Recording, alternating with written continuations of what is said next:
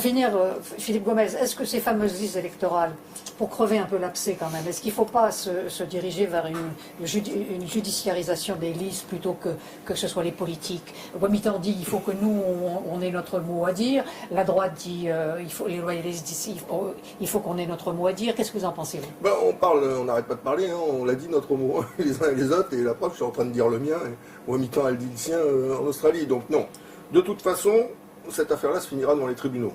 Les commissions travaillent, les radiations sont refusées.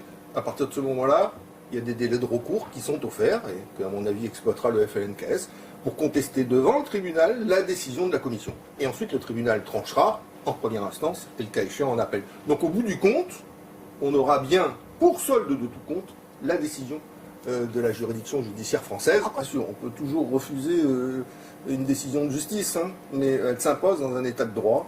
Et la justice étant indépendante, le FLNKS ou quiconque d'autre ne pourra pas modifier les décisions qui y sont intervenues. Donc je crois que le FLNKS, au bout de ce combat, à mon avis inutile et même qui est un peu dangereux, sera amené, dans un esprit de responsabilité qui doit être le sien, à ce moment-là de l'histoire du pays, à accepter, même si ça ne lui convient pas, les décisions de justice qui interviendront concernant ces demandes de radiation. Et puis ensuite, passons aux choses sérieuses.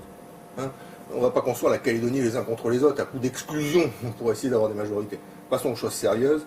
Comment on sort de l'accord de Nouméa, vrai sujet, et comment on réforme la société au plan économique et social pour qu'elle soit plus juste, vrai sujet.